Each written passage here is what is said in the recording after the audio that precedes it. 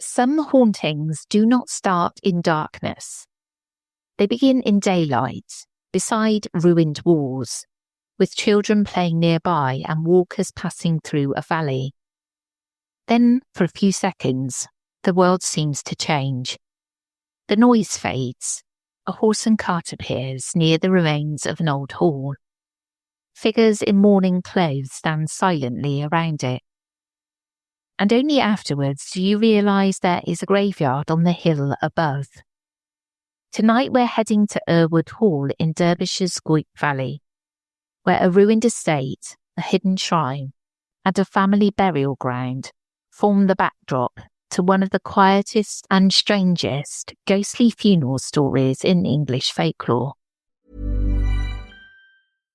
ID Tech is more than just the original and most trusted tech camp for kids ages 7 to 17. ID Tech is where kids find their people. The engineering and creating people. The fire-breathing, shell-spinning BattleBots people. The just as happy building games as they are playing them people. ID Tech offers over 50 epic courses, like Camp Crunch Labs IRL, BattleBots with Take-Home Bots, and more at 75 college campuses across the country. Visit idtech.com and use code IDTech to save $150 on a week that's guaranteed to be the highlight of your kid's summer.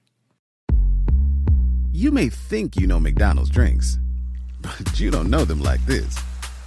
From fruity refreshers like the Strawberry Watermelon Refresher and the Mango Pineapple Refresher with popping boba, to crafted sodas like the Sprite Berry Blast with berry-flavored Sprite topped with cold foam. Who knew ice-cold drinks could be so fire? 6 all-new drinks are here. Try them all, now at McDonald's. Refreshers contain caffeine. And Doug. There's nowhere I wouldn't go to help someone customize and save on car insurance with Liberty Mutual, even if it means sitting front row at a comedy show. Hey everyone, check out this guy and his bird. What is this, your first date? Oh, no. We help people customize and save on car insurance with Liberty Mutual together. We're married. Me to a human, him to a bird. Yeah, the bird looks out of your league anyways. Get a quote at libertymutual.com or with your local agent. Liberty, liberty, liberty, liberty. ID Tech is more than just the original and most trusted tech camp for kids ages 7 to 17. ID Tech is where kids find their people. The engineering and creating people. The fire-breathing, shell-spinning BattleBots people. The just as happy building games as they are playing them people. ID Tech offers over 50 epic courses, like Camp Crunch Labs IRL, BattleBots with Take-Home Bots, and more at 75 college campuses across the country. Visit idtech.com and use code IDTech to save $150 on a week that's guaranteed to be the highlight of your kid's summer. And Doug. There's nowhere I wouldn't go to help someone customize and save on car insurance with Liberty Mutual, even if it means sitting front row at a comedy show. Hey everyone, check out this guy and his bird. What is this, your first date? Oh, no. We help people customize and save on car insurance with Liberty Mutual together. We're married. Me to a human, him to a bird. Yeah, the bird looks out of your league anyways. Get a quote at libertymutual.com or with your local agent. Liberty, liberty, liberty, liberty.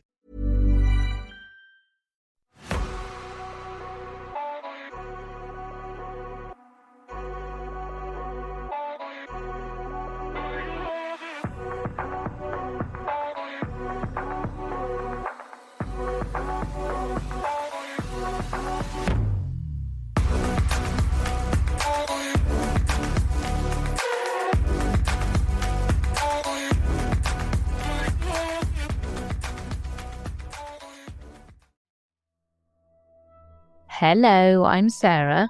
And I'm Toby.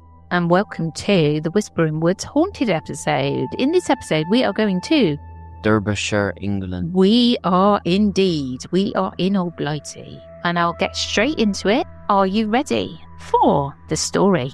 Yes, I am. In the Goyt Valley on the edge of the Peak District, the ruins of Errwood Hall sit above the water like the remains of a life that was deliberately taken apart. The valley is beautiful in that unmistakable Derbyshire way.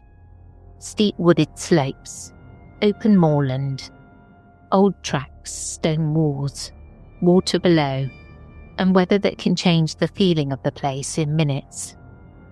In sunshine, the ruins can look almost peaceful. In mist or fading light, they feel very different.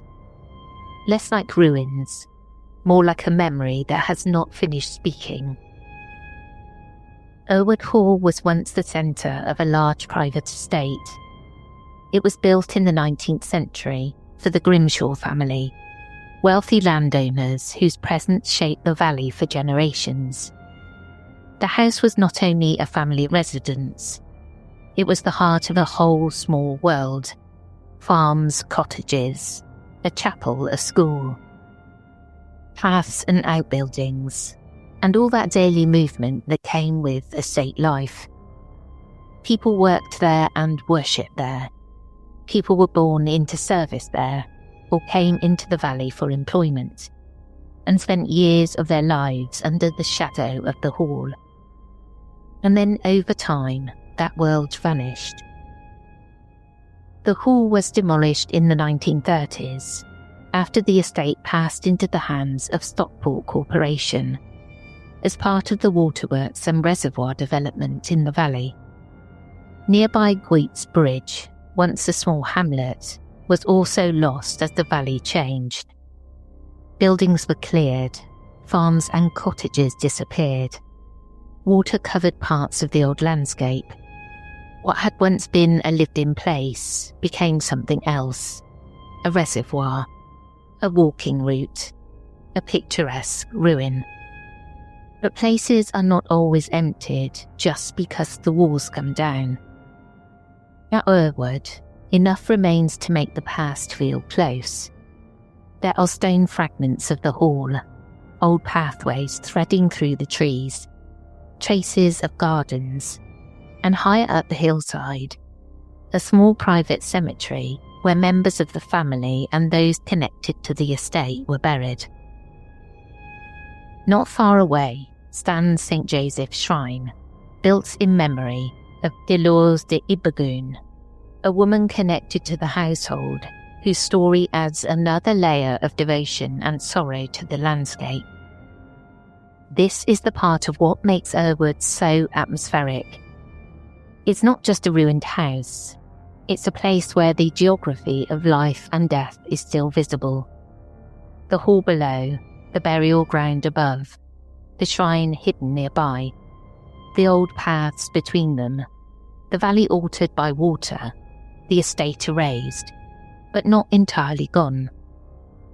A woman visiting the Goyt Valley in the late 1970s or early 1980s later describes standing near the remains of Errwood Hall during what should have been an ordinary Sunday visit.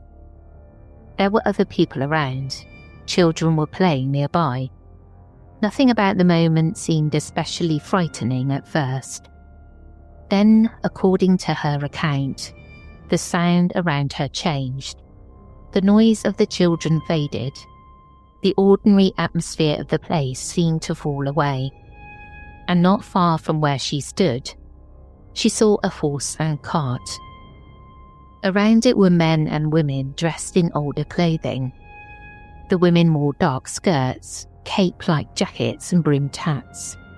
The figures were silent and still, gathered in a way that did not feel casual. They did not appear to be tourists or walkers, or anyone who belonged to the modern day. The sight lasted only seconds. Then they were gone. The children's voices returned, the ordinary world resumed. Other visitors seemed not to have noticed anything strange at all. But the woman was left with the impression that she had not simply seen people. She'd seen a procession, possibly a funeral. Afterwards, following the direction in which the horse and cart seemed to have been heading, she discovered the graveyard on the hill above the ruins. And that is where the story becomes difficult to shake. Because if what she saw was a funeral procession, then it seemed to belong to the old estate, to an older route, and perhaps to a time when the dead were still carried through the grounds of Errwood Hall. To understand why Errwood Hall feels so haunted by absence, you have to understand what used to be there. The ruins today are quiet, but the estate they belong to was once busy, structured and alive with the movement of people. Errwood was not simply a house placed in a pretty valley. It was the centre of a private world, built and maintained by wealth, labour, religion, family ambition and the rhythms of 19th century estate life. The story begins with the Grimshaw family. Samuel Grimshaw, a wealthy Manchester businessman, bought land in the Goyt Valley in the 1830s. Like many prosperous industrial families of the period, the Grimshaws looked beyond the city for a place that could offer status. The valley, with its wooded slopes, high moorland and dramatic views, must have seemed like exactly that. Remote enough to feel removed from Manchester, but connected enough to become a family seat. Errwood Hall was built in the following years, often dated to the 1840s, and it became the heart of the Grimshaw estate. The house itself stood among trees on the hillside, overlooking the valley below. It was large and elegant and set apart, but it was never isolated in the way ruins can make a place seem isolated. Around it were farms, cottages and workers, and all the unseen labour that kept a house of that kind functioning. For the people who lived and worked there, Errwood was not a romantic ruin. It was employment, it was discipline, it was routine. Servants worked inside the house, labourers worked the estate land, tenants occupied farms and cottages, children were educated nearby, visitors came and went, horses moved along the tracks, smoke rose from the chimneys, bells rang, doors opened, meals were carried, letters arrived, prayers were said. This is the part of a vanished estate that can be the hardest to picture when all that remains is stone. Ruins make the past look still, but Errwood was not still when it was alive. It was full of sound and movement, with each person knowing their place in a system that was both intimate and unequal. The Grimshaws were Catholic, which also shaped the character of the estate. The Catholic identity in 19th century England often carried a particular atmosphere around family, ritual, memory and burial. Errwood had its own chapel, and the family graveyard above the hall was not simply a practical burial space. It was part of the religious and emotional geography of the estate. The living occupied the hall below, the dead rested higher on the hillside, and between them ran the paths of daily life. Among those remembered in the landscape is Dolores, sometimes described in local sources as a Spanish woman connected to the Grimshaw household and school. Her exact role is often given in slightly different ways, but she is usually associated with the family circle and with the education and care of children connected to the estate. After she died whilst visiting Lourdes, the Grimshaws built St. Joseph's Shrine in her memory in 1889. The shrine still stands near the old estate, tucked away from the main ruins. It's not a grand monument. It is small, quiet and easy to miss, but that makes it feel more intimate, a private act of remembrance hidden in the landscape. The inscription inside has been translated as, "No one asks in vain of St. Joseph, a token of gratitude." A death marked not only by a name, but by faith. After the last Grimshaw heir, Mary Gosling Grimshaw, died in 1930, the estate came to the end of its family chapter. The land was eventually acquired by Stockport Corporation as part of the waterworks development in the Goyt Valley. For a brief period, Errwood Hall was used as a youth hostel. Rooms once shaped by family wealth and estate service became temporary accommodation for visitors passing through. Then in 1934, the hall was demolished. Nearby, The wider valley changed too. Goyt's Bridge, the small hamlet associated with the estate, and the old route through the valley was eventually lost beneath the waters of the reservoir. When people visit now, they are not only walking through the remains of a house, they're walking through the edge of a vanished community. The Grimshaws built Errwood Hall as a home, a statement and a centre of family life. But time turned it into something else, a landscape of broken stone and lingering memory, where the dead remain more permanently housed than the living ever were. And above the ruins of Errwood Hall, reached by paths that climb through trees and away from the remains of the house, there is the small private burial ground. For the Grimshaw family, the burial ground was not simply a scenic addition to the estate.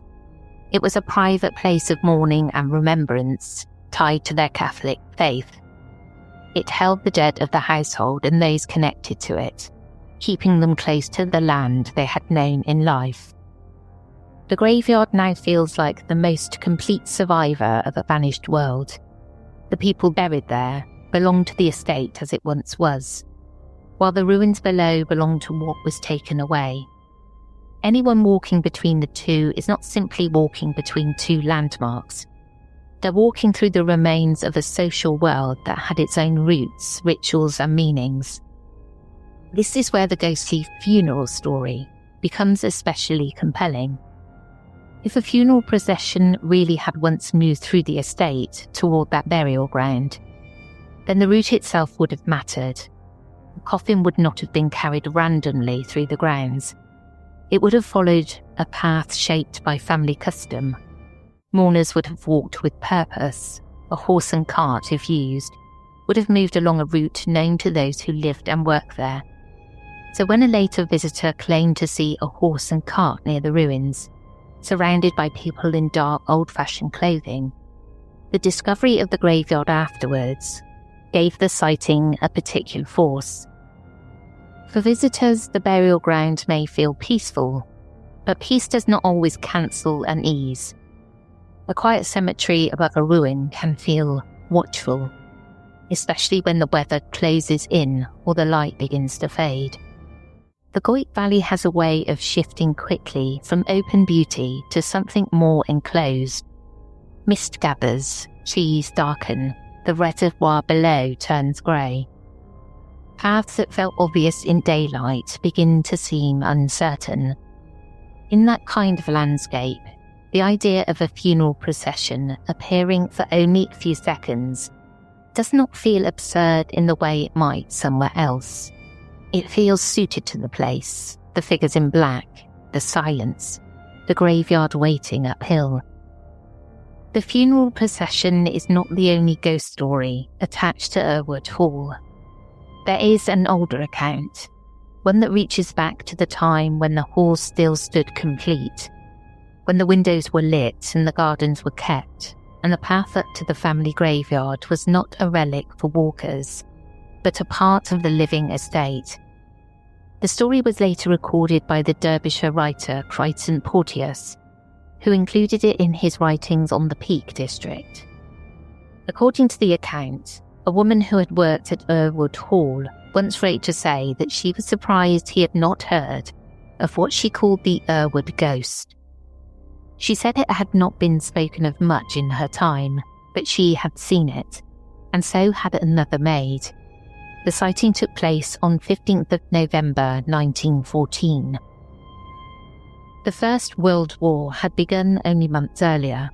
Across Britain, families were already living with anxiety, absence and death.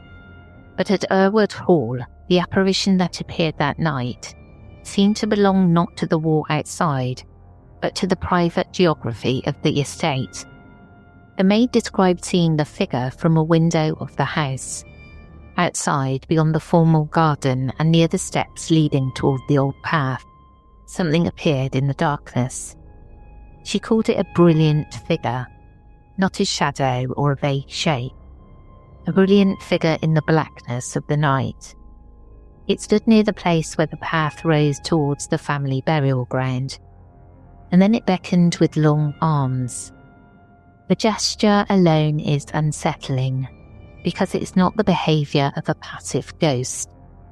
It's like a summoning, a signal, a figure calling attention not to itself only, but where it wanted the witness to look. Then, according to the maid, the apparition pointed up the path that led towards the graveyard. And then it ran, with what she described as hollow eyes, while she stood spellbound at the window. The funeral procession seen decades later appeared to be heading in that direction. The figure seen in 1914 pointed that way. After the sighting, the maids told the resident priest, and a mass was said. The woman who later wrote about it said she hoped the ghost had been laid to rest, but she also admitted she had never forgotten the apparition. At many haunted houses, ghosts are said to appear in bedrooms, corridors or staircases, trapped inside the domestic space where they once lived. Errwood is different. Its ghosts seem to move outward.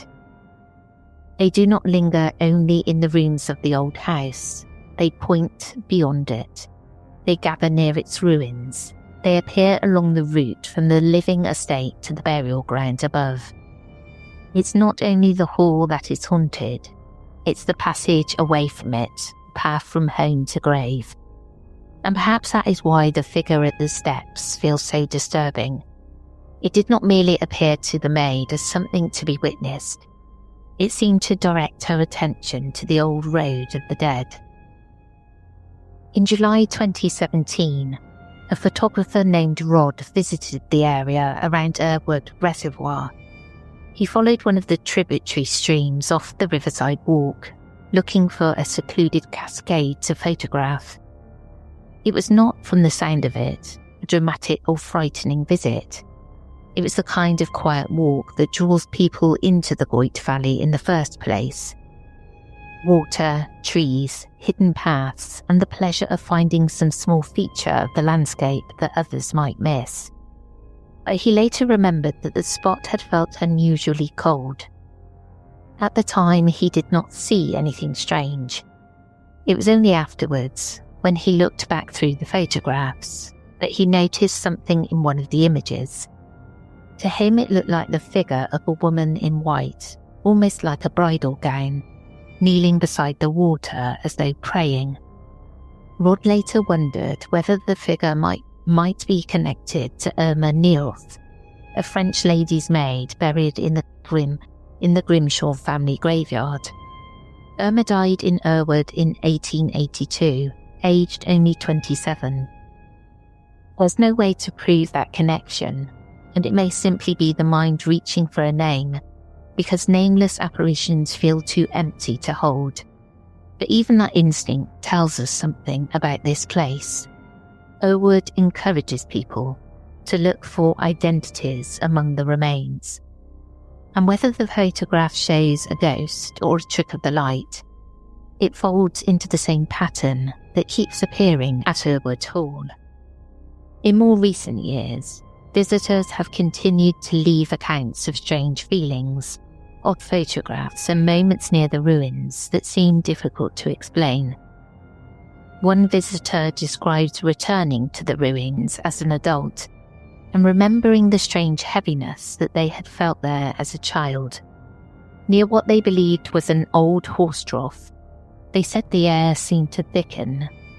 They described feeling drained, watched, and suddenly unwelcome, before small pebbles appeared to be thrown from the direction of the trough. Another visitor claimed that a photograph taken at the ruins later appeared to show the blurred outline of a man bending toward a wall. There is not one ghost, but a whole unsettling landscape. Today, walkers still pass through the Goyt Valley. They photograph the ruins, flying towards the cemetery, and visit the shrine. They look out across the water without necessarily knowing how much of the old estate has vanished. But some places do not need walls to remain occupied.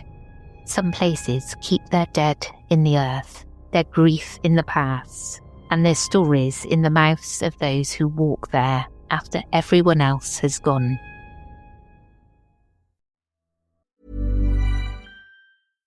ID Tech is more than just the original and most trusted tech camp for kids ages 7 to 17. ID Tech is where kids find their people, the engineering and creating people, the fire-breathing, shell-spinning BattleBots people, the just as happy building games as they are playing them people. ID Tech offers over 50 epic courses like Camp Crunch Labs IRL, BattleBots with Take-Home Bots, and more at 75 college campuses across the country. Visit idtech.com and use code IDTech to save $150 on a week that's guaranteed to be the highlight of your kid's summer.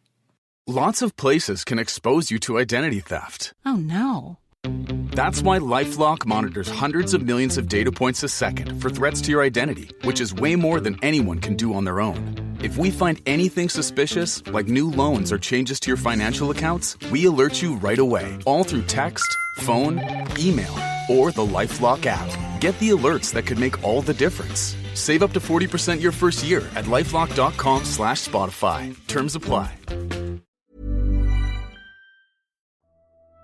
Spooky old place this sounds. Indeed, I've never been to Derbyshire. Nah. Even though it's spelled Derbyshire. I've never been to Eager. That always used to catch me up when I was young. The Derby. Yeah. Yeah, because you don't say it how it's spelled. And there's lots of things like that in the English language that do me. They catch me out. The best one was, what's it called? Redditch. And I used to say Red Witch. Because that is how it's spelled.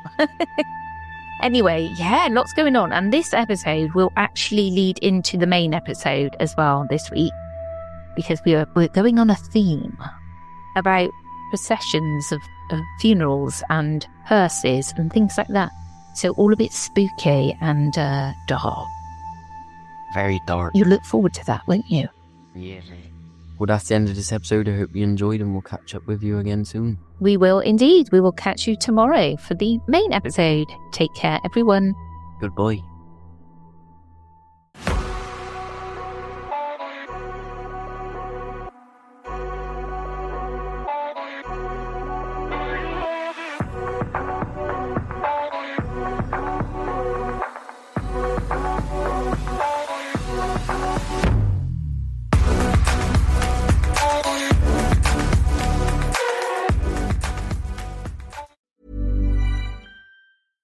While every other channel is fighting for your customers' attention, podcasts are where they've already given it. No one accidentally listens to a podcast for 45 minutes. They choose to be here. They trust the voice in their ears, and when that voice talks about your brand, it doesn't sound like advertising. It sounds like a recommendation from a friend. Acast gives you that trust at scale. Digital precision, host-read authenticity, and performance data that proves it worked. Don't fight for attention. Buy it with Acast. Learn more by visiting acast.com/advertise. The stories told on the Whispering Woods are inspired by historical records, witness reports, and local folklore. While every effort is made to research and represent events accurately, some details, names, and locations may differ from official accounts or have been changed out of respect for those involved. These episodes are created for storytelling and entertainment purposes and should not be considered definitive fact or investigative journalism.